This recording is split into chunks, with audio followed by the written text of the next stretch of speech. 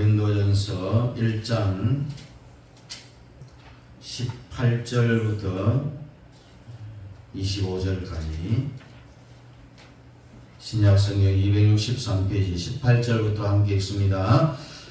십자가의 도가 멸망하는 자들에게는 미련한 것이요 구원을 받는 우리에게는 하나님의 능력이라. 기록된 바 내가 지혜 있는 자들의 지혜를 멸하고 총명한 자들의 총명을 피하라 하였으니 지혜 있는 자가 어디 있느냐, 선비가 어디 있느냐, 이 세계에 변론가가 어디 있느냐.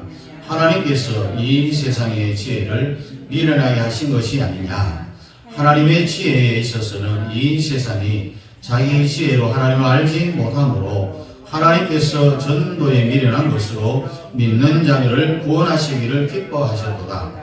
유대인은 표적을 구하고 헬라인은 지혜를 찾으나 우리는 십자가에 못 박힌 그리스도를 전하니 유대인에게는 거리끼는 것이요 이방인에게는 미련한 것이로되 오직 부르심을 받은 자들에게는 유대인이나 헬라인이나 그리스도는 하나님의 능력이요 하나님의 지혜니라.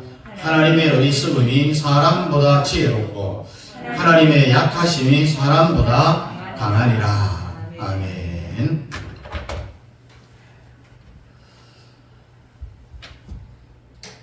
오늘부터 메시아를 거쳐서 생각의 3대 통로라는 제목으로 우리 함께 은혜를 나누려고 합니다. 사람 속에는 생각하는 기능이 있는데 사람이 육체를 빼고 나면은 나머지는 다 생각, 아침부터 저녁까지 생각하죠. 또 잠잘 때도 심지어 꿈속에서도 우리는 생각을 하죠. 생각이 계속 꼬리에 꼬리를 물고 이어가는데 나머지는 다 육체예요. 그런데 사람이 태어나서 하나님 나라에 갈 때까지 그 생각이라는 기능은 절대로 멈추지를 않습니다. 잠잘 때도 우리의 뇌신경이 작동을 해서 생각을 하는데 모든 것을 생각할 때에는 인간은 3가지로 생각을 합니다.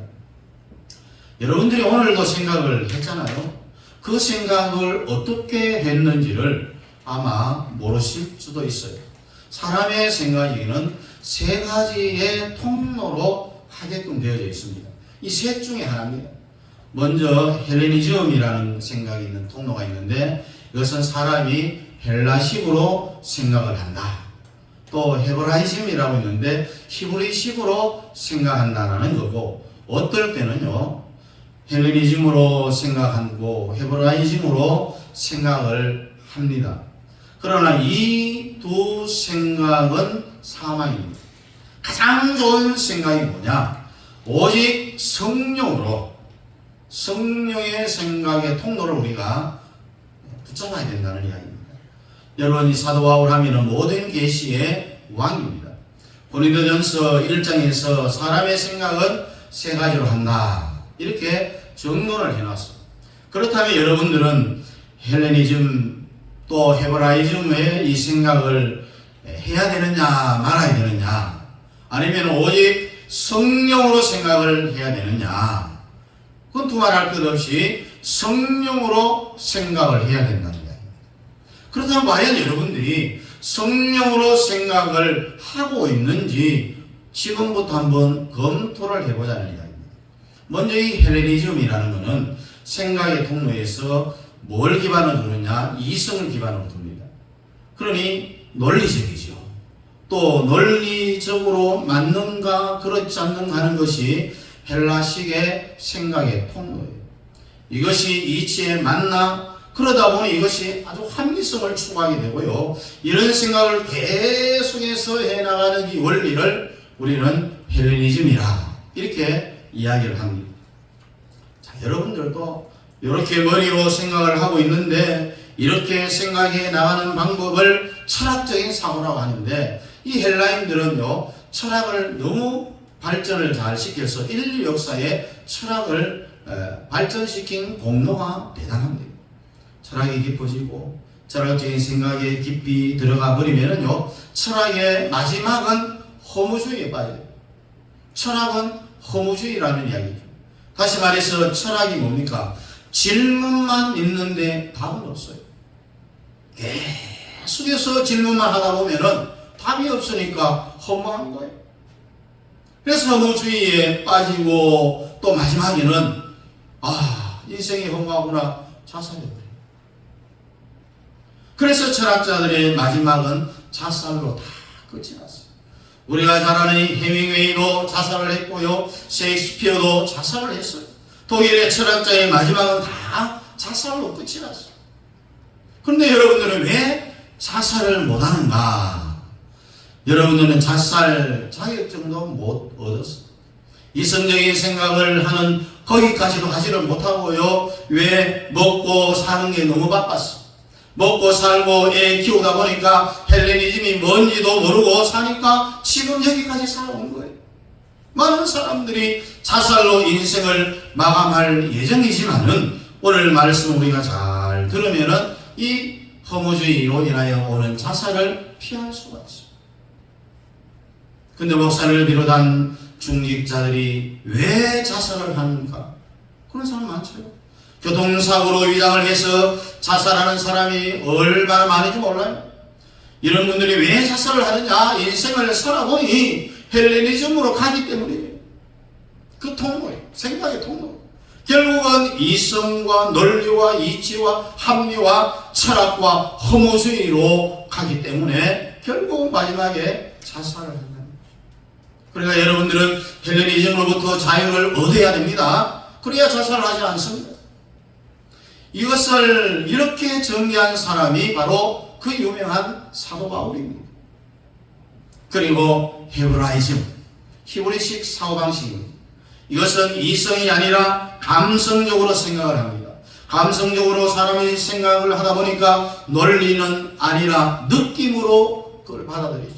그래서 헬라인들은 지혜를 구하고 히브리인들은 표적을 구한다고 오늘 본문에 말씀을 하잖아요. 그러다 보니 이것이 표적으로 가고 또 성과주의로 가게 되어집니다. 사람들은 논리, 이치 필요 없어요. 결과만 중요시합니다. 결과만 좋으면 되는 것이고 진행 과정은 필요 없고요. 돈만 많이 벌면 된다는 이런 식의 생각의 통로가 바로 이 통로예요. 목적을 이루면 된다는 이 목적제일 지상주의가 바로 여기입니다. 여기에 빠진 사람들이 많이 있는데 정말 비참합니다. 여러분, 목적도 결국은 어떤 목적을 다 설정을 해놓고요. 허덕대고 가다가 내가 서울대학만 들어가면 원이 없겠다. 열심히 공부해서 서울대학에 들어가 보니 지 혼자 온 게 아니죠. 수만 명이 서울대에 들어오잖아요. 또 거기 가서 사법고시에 합격만 하면 소원이 없겠다. 사법고시 합격을 하고요. 떵떵거리면서 목적 또 예쁜 여인을 만나서 내가 결혼을 하면 소원이 없겠다고 그래서 찾아다니다가 결국 예쁜 여인을 만나서 결혼을 하고 애도 낳습니다. 그러면 소원이 없겠다고 했는데 계속 목적을 위해서 목적 이렇게 추구하다가 결국은 지쳤어요. 여러분, 사막 전투에 나간 군인들이 목이 말라서 아지랭이를 보고 물인 줄 알고 모래를 입에다가 물고 죽는 것처럼 결국 이것도 비참하게 된다. 목적을 쫓아가다 보면은 오늘 여러분들은 헬레니즘과 헤브라이즘 생각에 희생을 당하는 사람들이라는 거예요. 목적을 이루려고 목적에 신이 붙어서 막 쫓아가다 보면은요, 신을 이용해. 다시 말해서 종교에 빠집니다. 헤브라이즘의 생각의 통로를 가고 있는 사람들은 왜 종교에 빠지겠어요? 내 힘으로 목적을 달성할 수 없으니까 외부의 강력한 힘을 빌려서 내 목적을 달성하기 위해서 종교에 빠지는 거예요. 내 목적을 이루기 위해서 종교를 이용한다는 거죠. 그래서 절간에도 가라, 교회에도 가라, 외부에서 눈에 보이지 않는 힘을 이용해서 내 목적을 한번 달성을 해보자는 거죠. 이렇게 가는 것이 뭡니까? 종교예요, 종교. 여러분, 종교도 참 종교인 예수님으로 가는 것이 아니라 자기의 목적을 이루기 위한 종교심을 발휘한 것이니까 이것은 결국 거짓 종교에 빠지게 되는 거예요. 여러분, 거짓 종교가 뭡니까? 사람들을 속이잖아요. 이렇게 하면은 너 목적을 달성할 수 있다. 100일 공을 들이면 목적이 달성될 것이다. 절을 100번 하면 된다. 뭐 헌금을 한 5억을 가져오면 된다. 뭐 이게 전부 다 알고 보면은 사기예요, 사기. 결국 종교는 사람을 사기치는 것이다. 인간의 연약한 그 틈새를 이용해서 사기를 치려하는 종교가 나타났어. 이 종교의 마지막이 어디겠어요? 이단이에요. 여러분, 이단이란 뭡니까? 예수님의 인성과 신성, 이 둘 중에 하나를 믿지 않으면은 이게 이단이에요. 교회에서 우리가 신앙생활을 하다가 어느 날 신천지로 가는 사람이 있어요. 이단으로 간 사람이 그 경우를 보면은요, 신앙생활을 하다가 교회에서 자기의 목표를 이루기 위한 표적을 구하는 거예요.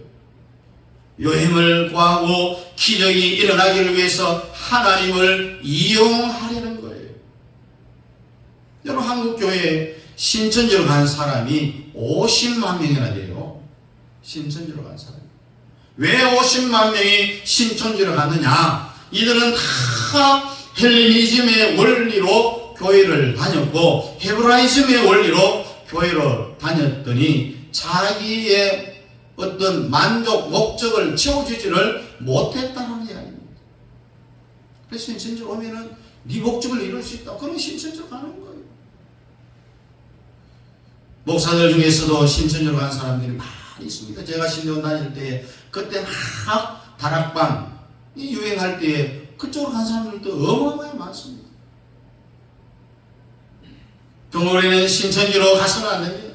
멀쩡하게 신앙생활 하다가 신천지로 여호와의 증인으로 안식교로 다락방으로 그런 간 사람들을 보면은 다 어떤 통로로 생각을 했느냐? 헬레니즘의 통로로 생각하고 헤브라이즘의 통로로 갔던 사람들입니다. 사람들은 생각 속에 다 길이 있는 거죠. 헬레니즘으로 가면은 결국 마지막에는 이성과 논리와 이치와 합리와 철학을 거쳐서 허무주의에 빠져 결국은 자살로 끝을 맺습니다. 헤브라이즘으로 가면은 이성과 감성과 느낌과 표적을 구하고 하나님의 섭리와 목적을 따라가다 종교를 이용을 합니다. 결국 거짓 종교인 이단에 빠지게 된다는 거죠. 인간은 이 둘 중에 하나에 빠지게 되는데, 하나는 철학과 허무와 자살. 절대 여러분들은 그 통로 갔으면 안 됩니다. 마지막 거짓 종교 이단에 또 빠졌어도 절대로 안 됩니다. 여러분들이 교회 다닌다고 다 생명을 얻는다고 생각하지 마십시오. 교회에 왔어도요, 기독교를 종교로 선택하면은 그 사람에게는 종교가 되는 거예요. 종교 중에서도요, 기독교는 정말 뛰어난 종교예요. 여러분들이 종교를 다 붙잡기 위해서 교회 다니면 안 돼요. 그 사람은 계속 기독교를 이용해서 물어봅니다. 새벽기도 너 왜 나오니? 예, 자식 잘 되라고요. 우리 아빠 사업 잘 되라고. 이게 다 전부 종교예요, 종교. 그럼 목사님은 잘 되라고 기도 안 합니까? 물론 기도해요. 그런데 우리는 제3의 통로를 찾아야 됩니다. 제3의 통로는 오직 성령으로. 고린도전서 2장 9절 보니까 기록된 바 하나님의 자기를 사랑하는 자들을 위하여 예비하신 모든 것은 눈으로 보지 못하고 귀로도 듣지 못하고 사람의 마음으로도 생각지 못하였다 함과 같으니라. 오직 하나님이 성령으로 이것을 우리에게 보이셨으니 성령은 모든 것 곧 하나님의 기쁜 것이라도 통달하시느니라. 통달하시느니라. 할렐루야. 통달한다는 것입니다. 성령의 통로로 접근하는 사람만이 헬레니즘과 헤브라이즘에서 자유함을 얻을 수가 있어요. 자살로부터 벗어날 수가 있습니다. 목사님, 나 아직도 자살을 안 하고 살아있는데요. 이미 그 사람 속에서는 자살을 했는 거예요. 자기를 자학을 하죠. 허물을 느끼는 사람은 이미 자살을 예약을 해놓은 사람이라고 보면 됩니다. 헬레니즘으로 사는 인간들은 하나님의 일을 절대로 할 수가 없어요. 하려면 안 됩니다. 우리는 날마다 셈을 합니다. 내가 돌아오는 이익이 뭐가 있는가? 국가에 대해서는 생각을 하지 않습니다. 오늘 가면은 5만 원을 줄까? 이 머리를 이렇게 생각을 하다가 인생이 끝나버려요. 더하기 빼기 하다가 끝나는 인생을 살아서는 안 된다는 거죠. 헤브라인으로 사는 사람들은 혹시나 재수가 좋아서 복권을 하나 사고 또 매일 새벽 기도하고 일주일 동안 금식 기도를 했는데 그 결과는 어떻게 될지 모르죠.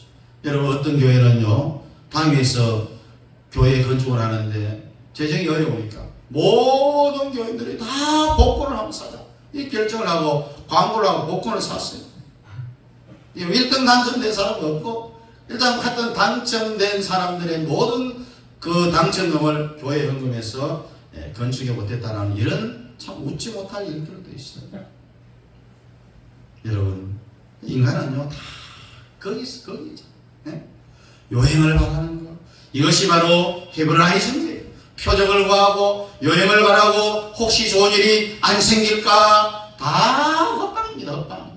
여러분들 오늘 성령의 통로가 열리기를 주의 이름으로 축복합니다. 성령을 잡아야 돼요. 성령의 통로가 열리면은 그 사람이 어디로 가느냐?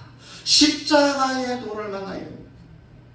십자가의 도는 성령으로 접근하지 않으면 절대로 열리지를 않습니다. 오늘 여러분들에게 십자가의 도가 활짝 열릴 수 있기를 주의 이름으로 축복합니다. 여러분, 십자가의 도를 만나기를 원한다면 사람의 힘은 안 돼요. 앞에서 이야기한 헬레니즘의 통로를 잡아서도 안 돼요. 헤브라이즘의 통로로 가서도 안 됩니다. 오직 성령으로만 가능한 거예요. 성령의 통로를 붙잡아야 십자가의 도가 뭔지를 알게 되는 겁니다. 십자가의 그 위에서 저 멀리 쫙 바라보면 나의 시온성이 바라봅니다. 또 내가 마지막 가야 할 저 영원한 새 예루살렘이 보이는 거예요. 인간의 힘으로는 주사파들을, 빨갱이들을 못 이기겠죠. 대한민국을 여러분 사기친 첫 번째 주제를 혹시 아는지 모르겠어요. 1945년 8월 6일에 히로시마에 원폭이 떨어졌습니다. 그리고 3.19 8월 9일에 나가사키에 원자탄이 터졌는데 이때 우리는 두 가지 선택을 강요받습니다. 이것은 국민들은 아마 잘 모를 거예요. 미국이 히로시마에 원자탄을 떨어뜨린 것을 중국도 동의했고 북한도 다 동의했어요. 그 당시에. 그러면 우리나라끼리 잘 살라고 놔둬야 되는데 왜 오키나와에 있는 미군이 한국에 들어왔겠어요? 이게 바로 첫 번째 사인입니다. 일본군을 쫓아내고 미국 대신 한국을 식민지살이 시키려고 미군이 한국에 들어왔어요. 그래서 나라를 두 개로 쪼개버렸죠. 그래 결국 6.25가 일어났어요. 미군이 왔기 때문에 미군이 안 왔으면 두 개라 쪼개지지도 않았을 것이고 6.25도 생기지 않았을 거예요. 이것이 대한민국의 제1호 사기극입니다. 여기서 국민의 절반 이상이 이 사실을 잘 몰라요. 이것이 한국의 주사파가 사기치는 1호예요. 그래서 미군이 철수되어야 된다라고 그렇게 주장하는 거예요. 이 사실대로라면은 나가사키에 있는 주한 그 미군들이 우리나라에 와서 우리를 식민지 살이에 시키려고 했던 그 미군들은 쫓아내는 게 맞아요. 그러나 이거는 완전히 거짓말이고 사기입니다. 외국인이 1945년 9월 6일에 들어오기는 들어왔는데 식민지 살이 시키기 위해 온 게 아니었어요. 만약 그때 미군이 안 왔으면은 제2의 일본이 되고 말았을 거예요. 여러분, 일본 히로시마에 원자탄이 쳐졌으니까 야전관 사령관이 한국에 34만 명이 있었어요. 그리고 만주의 관동군이 77만 명이 거기에 주둔을 하고 있었어요.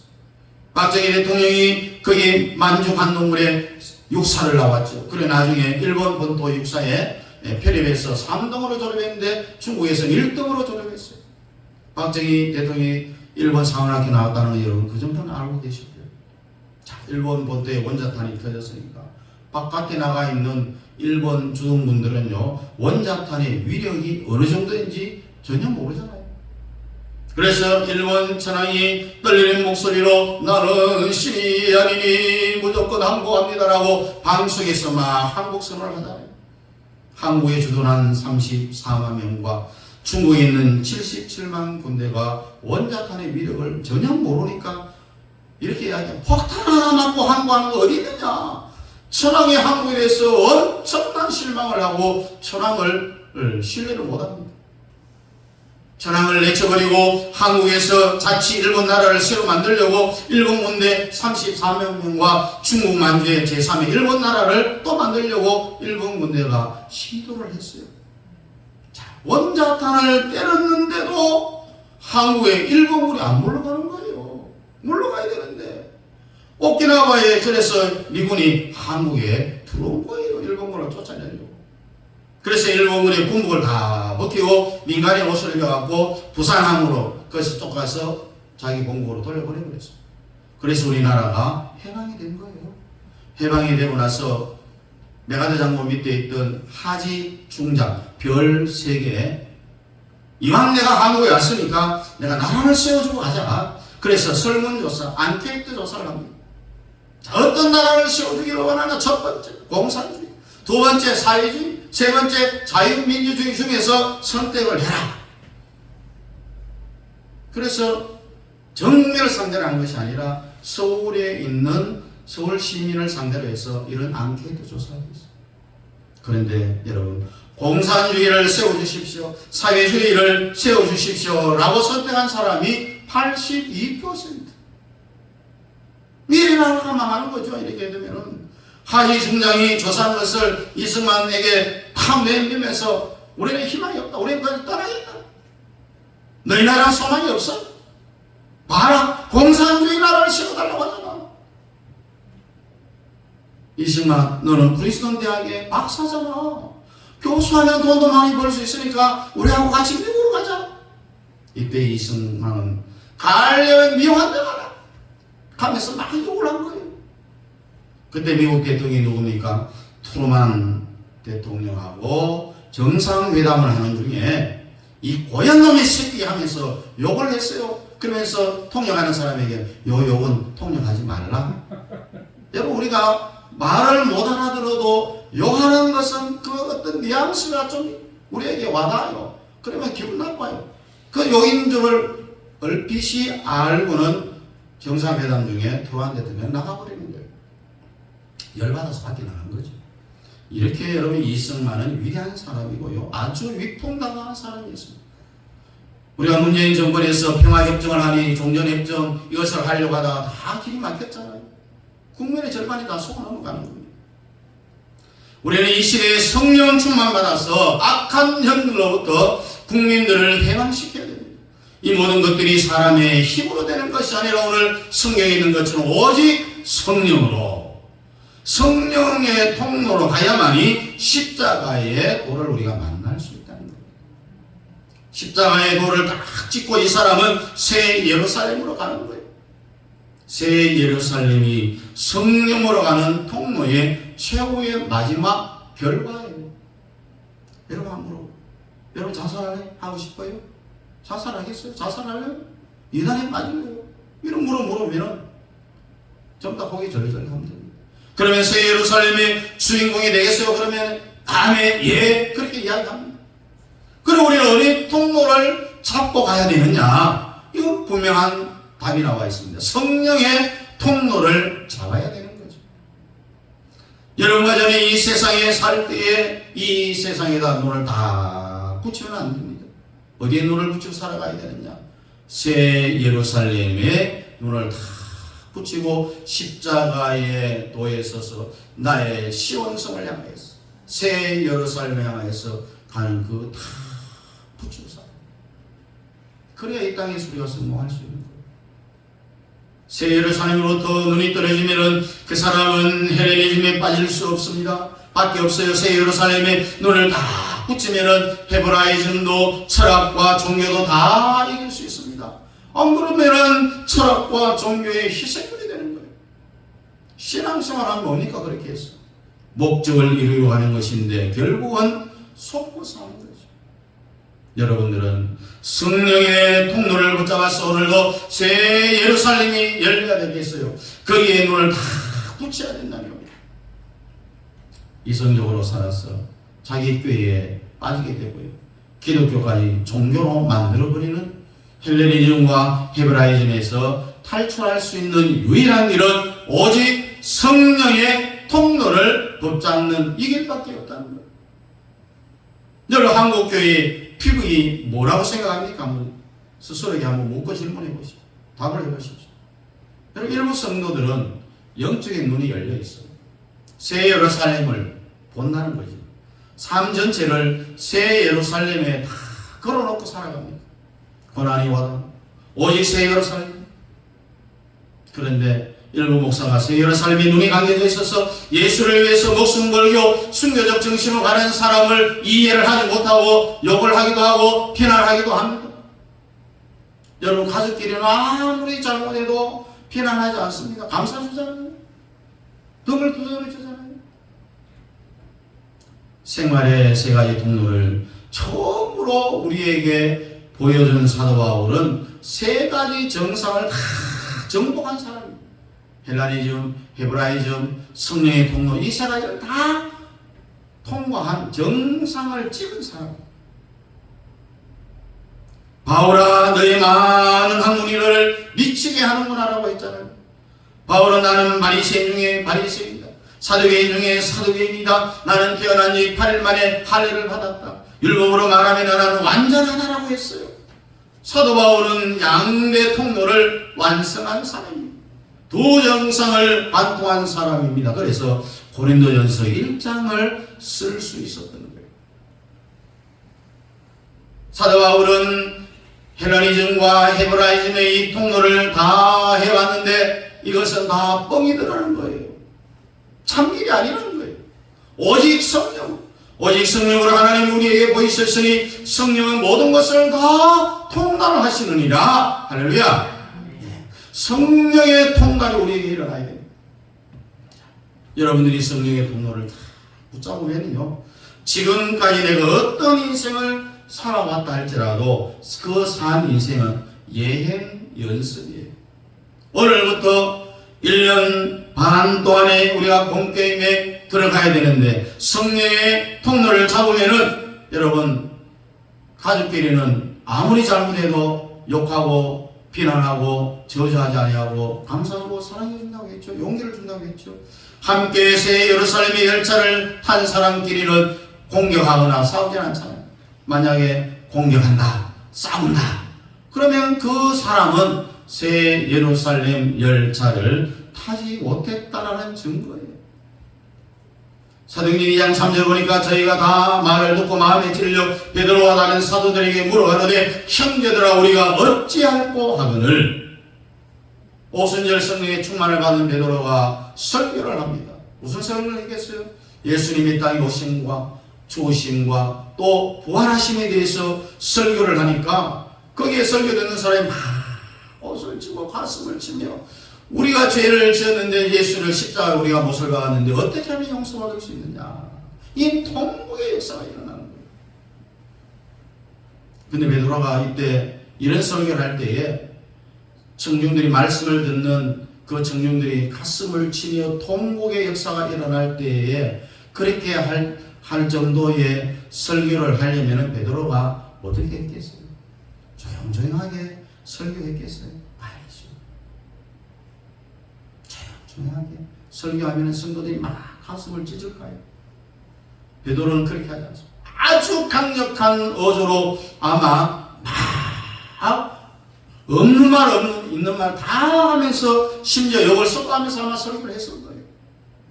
설교를 통해 성도들이 통곡하며 가슴을 찢는 데까지 만들어내는 것이 설교자의 의무예요. 그래서 교회 와서 절대로 시험 들면 안 됩니다. 내 귀에 듣기 좋은 말만 받아들이고 내 귀에 듣기 싫은 말은 뱉어가. 나를 친다, 멋진다, 그렇게 해서 시험 들어서는 안 된다는 거죠. 설교의 마지막 결론은 우리가 어찌할꼬. 이렇게 해야 성령의 통로가 쫙 열리게 되어 있습니다. 그렇게 되면은 자기의 머리도 이길 수 있고 이단도 이길 수 있는 거예요. 헬레니즘과 헤브라이즘을 이길 수 있는 거예요. 성령의 통로를 잡으면은